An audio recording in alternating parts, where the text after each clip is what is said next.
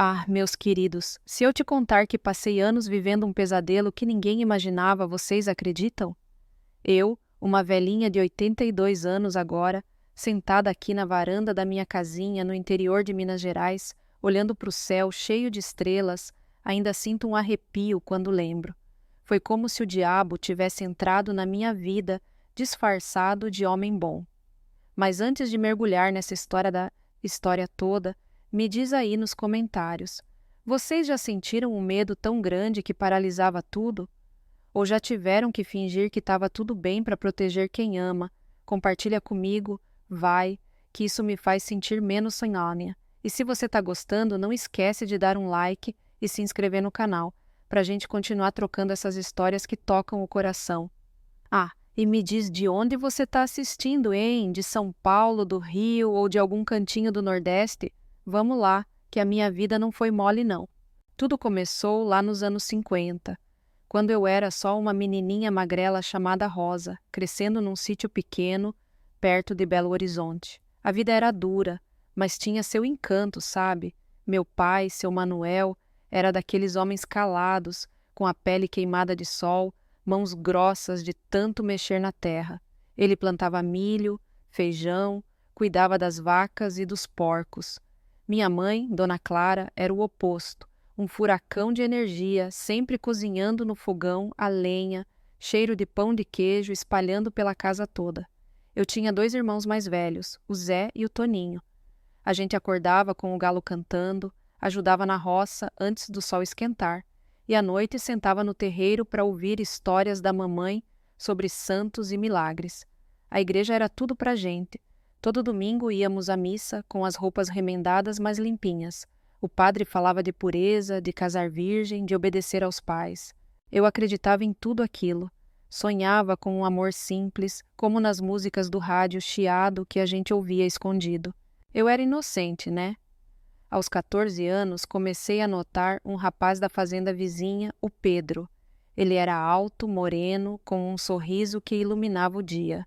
A gente se via na missa ou na vendinha do seu João, trocando olhares tímidos. Um dia, na festa da colheita, ele me puxou para dançar uma quadrilha, e ali senti um formigamento no peito que nunca tinha sentido. Começamos a nos encontrar escondido, perto do riacho que cortava as terras. Ele falava de sonhos, de comprar um pedacinho de terra só nosso, de ter filhos correndo pelo quintal. Eu me derreti toda, mas ninguém nos ensinava nada sobre essas coisas, sobre o corpo, sobre o que podia acontecer. Era tudo no instinto, no calor do momento. E aconteceu. Um dia, debaixo de uma árvore grande, a gente se entregou àquela paixão de jovens bobos. Foi rápido, confuso, mas parecia o céu na terra. Semanas depois, comecei a me sentir estranha. Enjoos pela manhã, cansaço que não passava. Minha menstruação atrasou e o pânico veio como uma enxurrada. Grávida, solteira aos 15 anos? Naquela comunidade, isso era o fim do mundo. A vergonha para a família, os vizinhos cochichando, o pai me matando de raiva. Chorei sozinha no quarto, sem saber o que fazer. Contei para o Pedro num entardecer chuvoso, tremendo toda.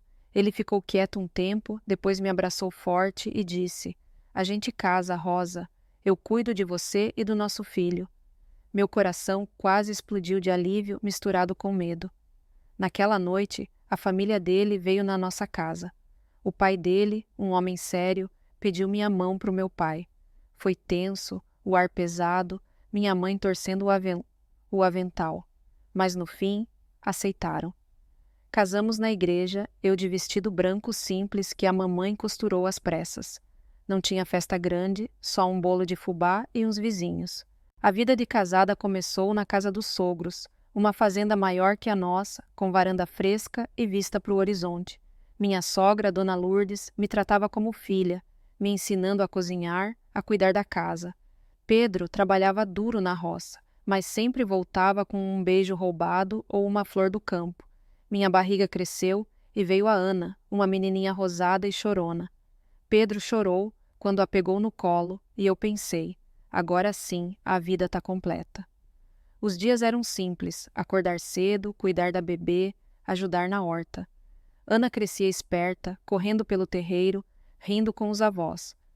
Pedro brincava com ela à noite, contando historinhas malucas. Eu me sentia a mulher mais sortuda do mundo, apesar da pobreza. Mas o destino é cruel, né? 2 anos depois, numa tarde de sol forte, Pedro estava trabalhando no campo cortando cana.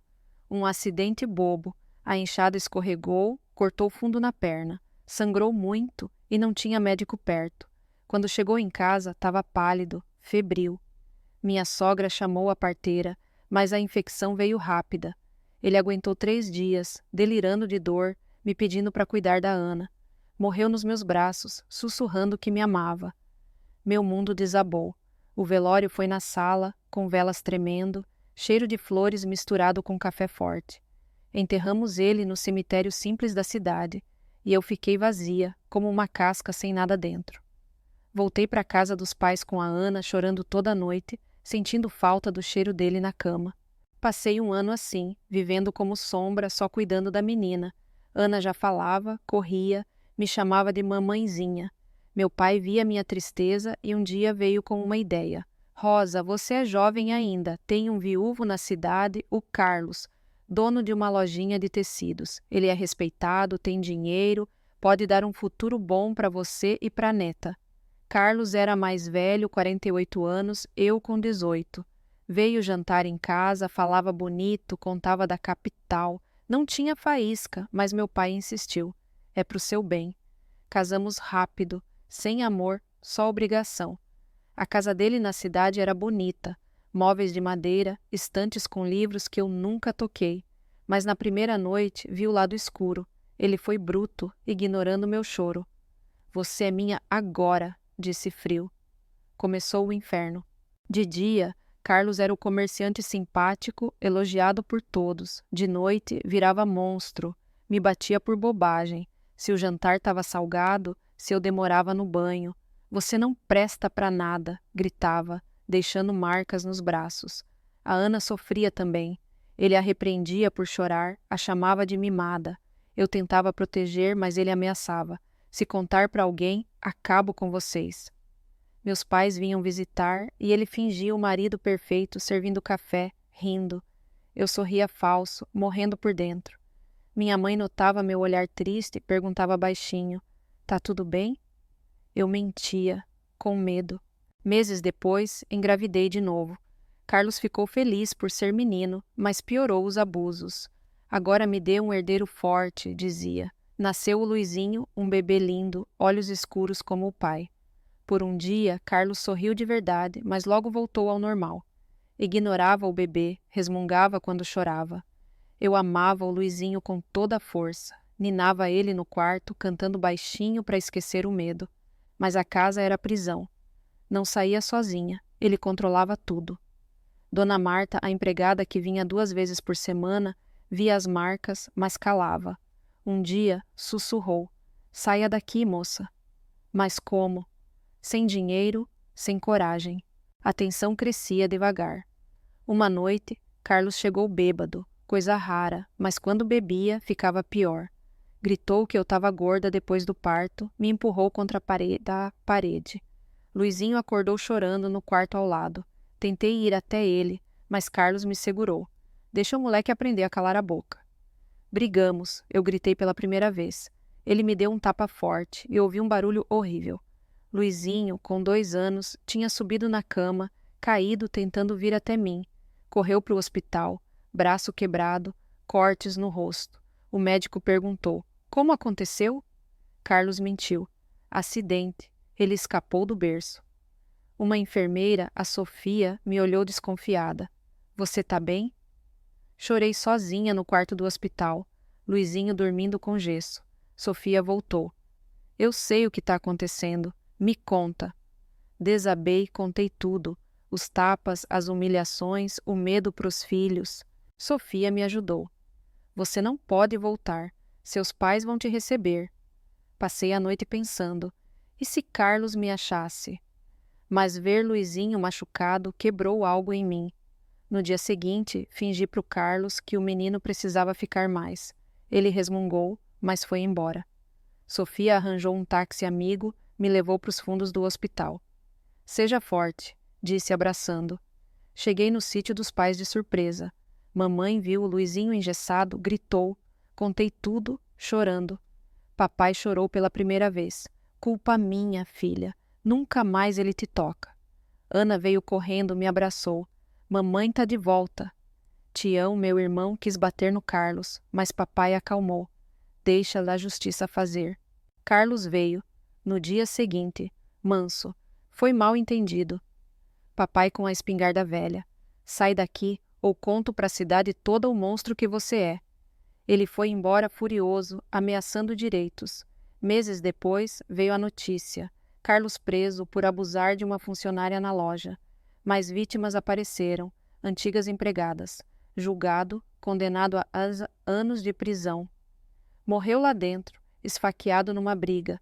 Diziam que estupradores não duravam. Não senti pena, só alívio. Herdei parte da loja, vendi, comprei um sítio pequeno perto dos pais. Criei os filhos em paz. Ana casou com um bom rapaz, filho da Sofia. Luizinho virou professor, orgulho meu. Hoje, com netos e bisnetos bagunçando a casa, sinto que venci. Tenho meus cachorros, o jardim, as novelas na TV. Aprendi a ler tarde, mas devoro livros. E vocês? Se chegarem até aqui, comentem "Eu tenho força", para eu saber que tocaram no coração.